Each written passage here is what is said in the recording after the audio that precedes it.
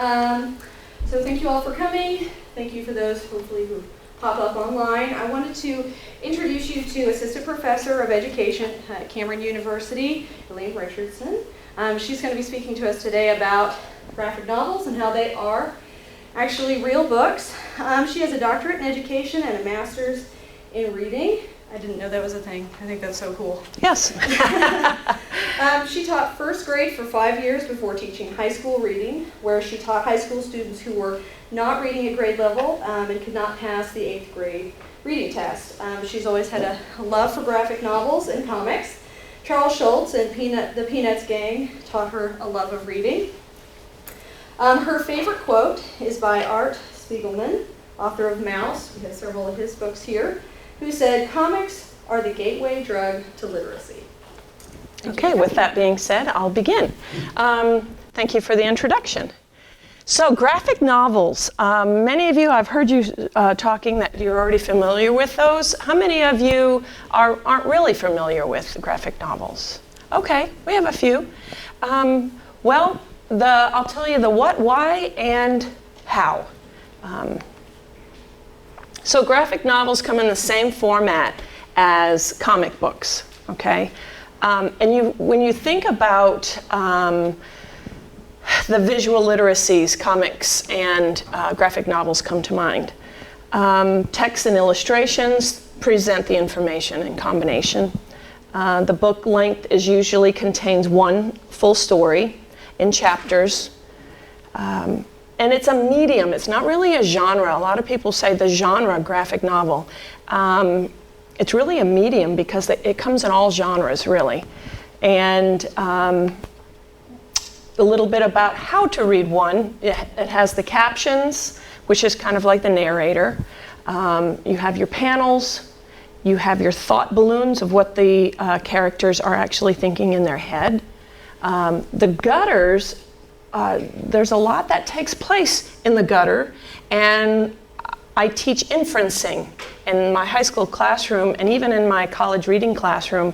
I teach how to infer what's happening between one panel to the next panel. A lot goes on right there in that gutter. Of course, there's Onomatopoeia, which is, if anybody remembers the old Batman series, they always had the pow, bang in between the scenes on TV. That's your onomatopoeia. And your balloon, the dialogue balloons, where the characters are speaking. Okay? And you also have to pay close attention to the images. If you're not familiar with reading a graphic novel or a comic, a lot takes place. The illustrator tells the story along with the writer, and sometimes it's both. The writer is the illustrator. So here are the genres. We all know about the superheroes that made comic books famous. I have one over here, Wolverine, the Marvel comics. I actually got this for one of my high school students who was obsessed with it, and so I bought it for him to have it in my library. So you have the superheroes. And in children's book, this is an actual true story of a woman who the writer wore a hearing aid around her neck. So the teacher had a microphone, and the little girl had this and hearing aids within this big box that she had to wear around her neck when she was a child in school. And everybody thought she was a little strange. I have actually the book over here. And she started hearing the teacher when she was outside of the classroom in meetings because she never turned off the microphone. So she had an insight to the teacher and what the teacher was saying, and she would tell her friends, "Oh, our teacher's in a meeting right now, and she said this," and they're like, "Well, how do you know that?" And she said, "Because I have superpowers." So she had a lot of friends because she had superpowers, and it's actually a true story, and it's a very cute story for children. Humor. There are hundreds of humorous graphic novels. Nonfiction, this is about the march during the Civil Rights Movement. 9/11, there's a book on 9/11. Fantasies, all the Harry Potter series is in a graphic novel format, many other fantasy stories.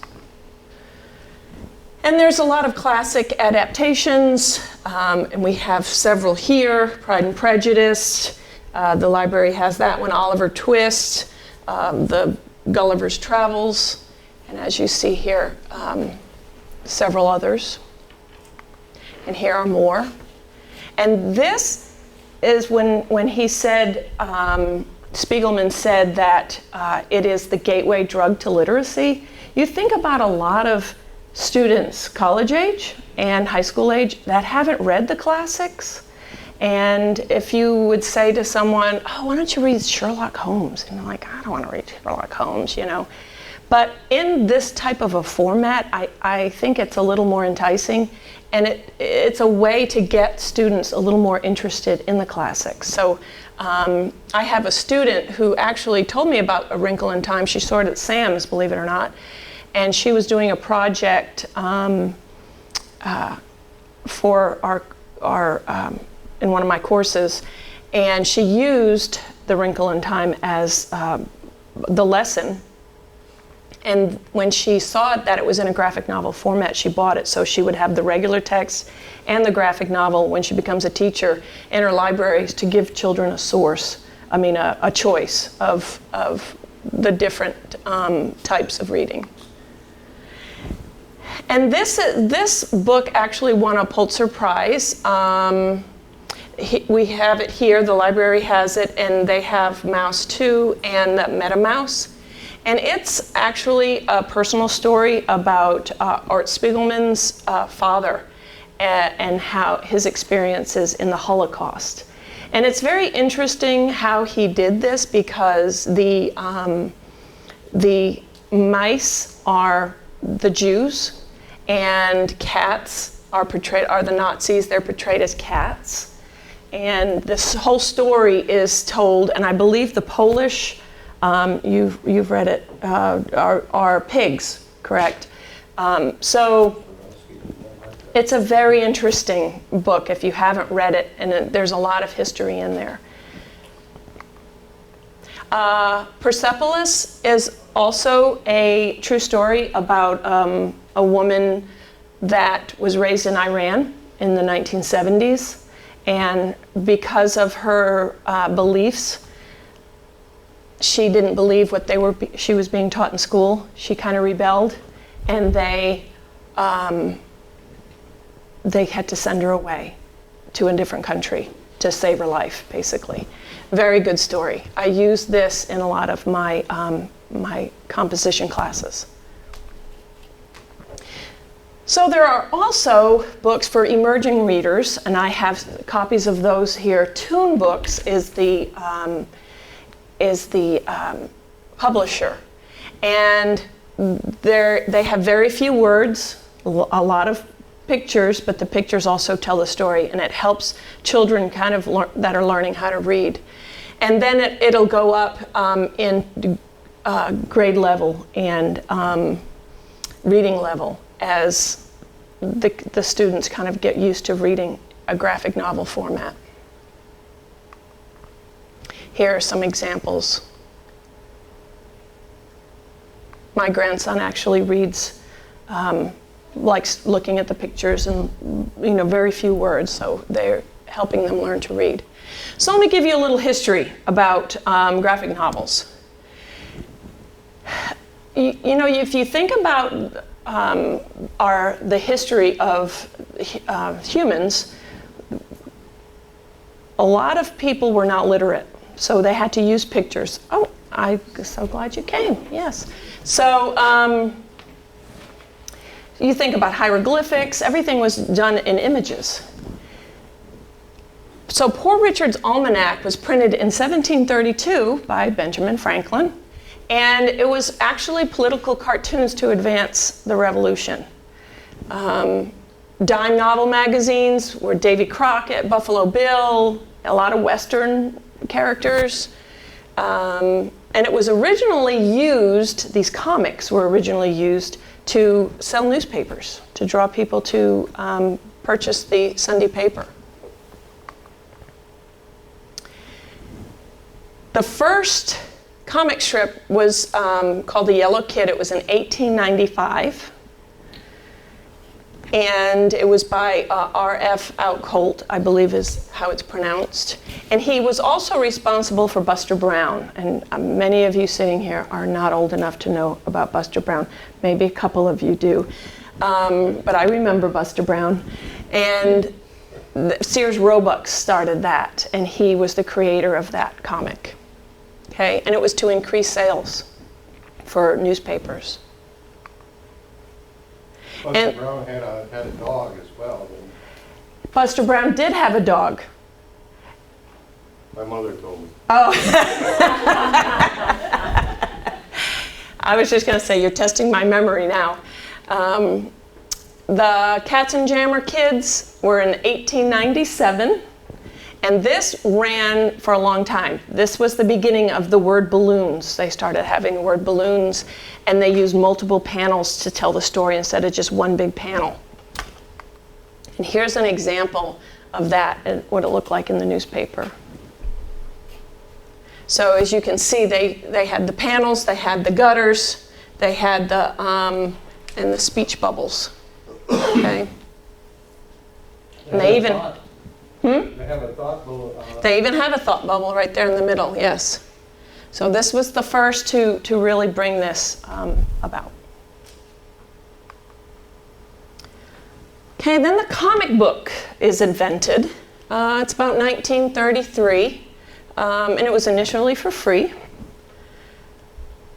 They had new characters, original characters. It was only 10 cents back in 35. They decided they were going to make a little money off of it. And then it started getting very popular. They had the superheroes hit the stands in 1938. Superheroes were really big during World War II. So you can see this young man just reading his comic book. And then after World War II, crime, science fiction, and horror started entering the picture. As you can see, these are, when a lot of people hear graphic, the word graphic, they think of the image of gore and things that aren't for children, basically. So, Frederick Wetherin, The Seduction of the Innocent, he wrote that book. And it was all about how the ruining of the young minds. And the U.S. Senate examined comics and the effects on children, and they started to ban and burn them. So, and as you know, there was a lot going on in the 1950s, and comic books was just one of the things that, the destruction of comic books was one of the things that came out of that. So in the late 1950s, they decided to reinvent it, and the Justice League of America was born. And I have a picture of the Justice League. I'm sure all of us have heard, since the movies are so popular now. And then October 2nd, 1950, there was the first comic to be printed in the Sunday paper. It was Peanuts, the Peanuts gang. The Belgian cartoonist, Payos, invented the Smurfs, 1958. It's the most recognized comic, most popular to this day. And actually, excuse me, it wasn't comic, it was the first graphic novel. And then in 1961, we have the Fantastic Four, the Incredible Hulk, and Spider-Man. So Spider-Man's about the same age as I am, so I did not know that before I did all this research. And then here are the milestones now. So from the 1950s, here we are. So in 1978, Will Eisner coins the term graphic novel. Okay, and he started an award for the medium for writers. And then in 1968, Batman, The Dark Knight Returns, and then in 87, The Watchmen was published. And then we talked about Mouse before, so in 1982, Mouse, The Survivor's Tale, it wins the Pulitzer Prize. And then Graphics launched in 2005, which is a publishing company. That's all they publish are graphic novels. In 2006, American Born Chinese, which is also a story, I don't see it here. Do you have it? The RSU library has that. It's a really good story about a young Chinese. His parents were immigrants, but he was born in America, growing up in California, and he was the only Chinese student in the school, and just all the stereotypes that came with it. And it's pretty funny, but it is also pretty deep also as you read it. But I highly suggest that. Now, a few different graphic novels have come about. In 2007, the invention of Hugo Cabret got a finalist for the National Book Award, and that story is told just in pictures, the first probably 30 pages, and then the next maybe 20 pages, it's like prose, and then the next 20 pages, it's all pictures. So you really have to pay attention. There aren't word bubbles or anything like that. It's kind of a different format. And then in 2008, it wins the Caldecott Medal.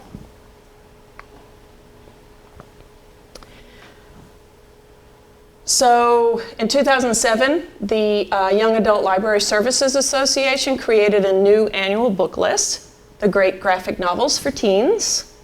And the New York Times in 2009 started a bestseller list for graphic novels. So it's being recognized now more and more. And then President Obama, little fun fact, collects both Spider-Man and Conan Barbarian comics. Now there's another type of graphic novel called manga, which is Japanese. I personally, actually a student introduced me to this. They were avid readers of it. I find it difficult to read. Does anybody know why it's difficult to read? Why? Because they focus a lot on the plot in the story, and there's a lot of like forward speak in that, and the word they use is kind of in a high level, and for a small children can understand it.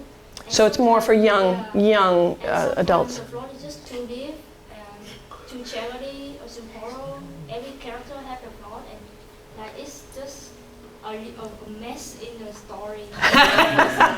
It's a mess. It's a good way of but what's so different about it, though? Can you tell us what's so different besides that? Yeah, they put the Japanese culture in the manga, and they also have the other culture, but in each manga, they also remind of Japanese culture in their story. Yes, and it's also you start from the back.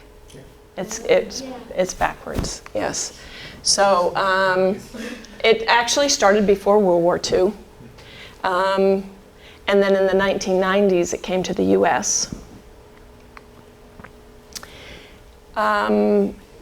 So manga in Japanese, it's a Japanese word translated, means whimsical pictures. The traditional books, you read it backwards. So when you open up the book, this is what you have here. It'll say stop. This is not where you begin. You've got to turn it to the back and then start the opposite way. Okay? It says you're reading it the wrong way. And then the panel order is also different from the traditional. So you can see where you start. You start from right and then you move left, where traditionally we start left to right.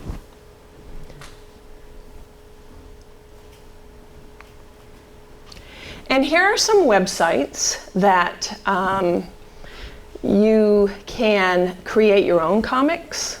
So if you're wanting to tell a story, if you're doing something for class and your professor tells you to do it, think outside the box, well, here's a great way to do your essay. Do it in a comic strip, right?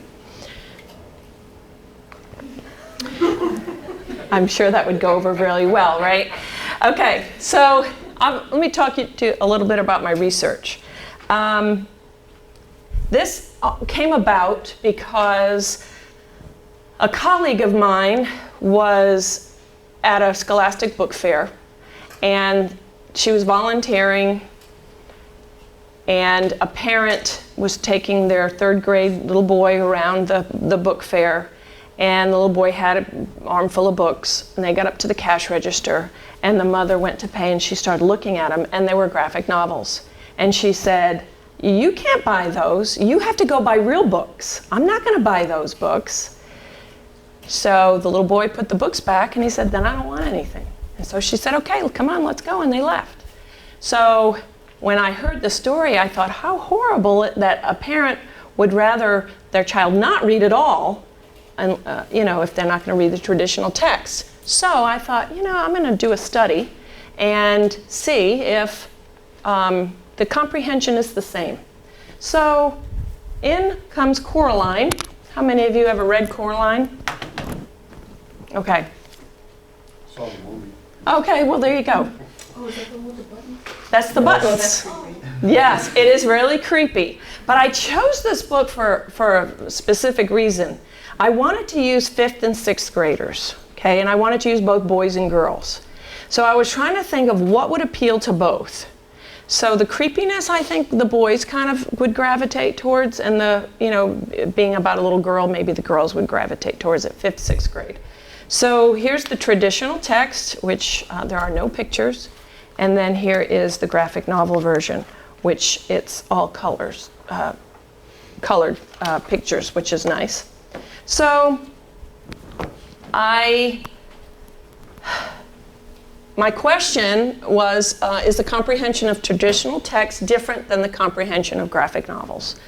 And I purchased 20 of each, so I had 40 participants in the 5th and 6th grade at a local elementary school here. And I had an assembly. I talked to the 5th and 6th grade. I said, the first children that bring back their permission slips to participate will get a book. So the first 40, we just handed them out randomly. The librarian helped me do this. So if you wanted a graphic novel, you may have not have got one. If you wanted traditional text, you may have gotten a graphic novel. So after reading the story, the students took a 16-question comprehension assessment based on the story. Okay. So the only thing on the questionnaire as they're filling it out was their grade level. They didn't put their name. I didn't know if they were a boy or a girl. They just put their name and what type of book they read. So here's a sample of the questionnaire. Okay, what's Coraline's last name? What would make Coraline stay on the other side if forever and always? If the mother on the other mother's side, forever and always. What was Coraline's protection on the other side? Just so if you've read the book, you kind of would understand that. So here are the results.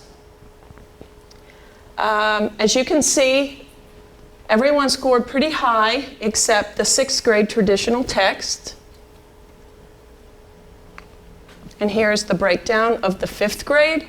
And what I found interesting, if you look at the choice, did you get the book you chose? And there's a lot of research on choice, giving students choice in reading. And as adults, we know we don't want to be told what we can read and what we can't read. And I found that choice, it was a big factor in how they did on the assessment. And then this is the 6th grade results for the 6th grade. So it was fairly even. If you averaged it out, it was fairly even. And so in the conclusion, graphic novels are real books. I proved it. So, okay. Do you have any questions? We have several examples out. I have some from my personal library. This is actually kind of an interesting book here. This Reading with Pictures is a comics that tells core concepts in science, math, social studies, and language arts. So you can teach using comics and different ways of doing that. So this is a really kind of cool book that I've used quite often. And these are basically textbooks in a graphic novel format. So this is a college survival. So if you're taking academic strategies, or I think it's called freshman experience or something like that, that is the textbook for that. And then this is a library book on information and student research. It's a graphic novel guide to doing student research. Okay. So questions, comments? Yes, ma'am. So, as one who has not read a graphic novel, help me understand what is the difference between a comic book and a graphic novel? Like especially, I was thinking when you have a little one, like a book for a 4-year-old, to me their books are kind of cartoony anyway. They are. They are. How do you know the difference? Because they have word bubbles. The words are not below the pictures like a traditional picture book. They have word bubbles. And they have different panels to where it tells the story in the panels, not on just one page. Yeah. So it's really the layout. It is definitely the layout. And a lot of the story is told in the pictures, where traditional, you have a narrator that kind of explains the setting. Another thing I want to make sure you know before I conclude this presentation is it's not for everyone. If you grew up reading a traditional text and you love reading, graphic novels can be difficult to get used to.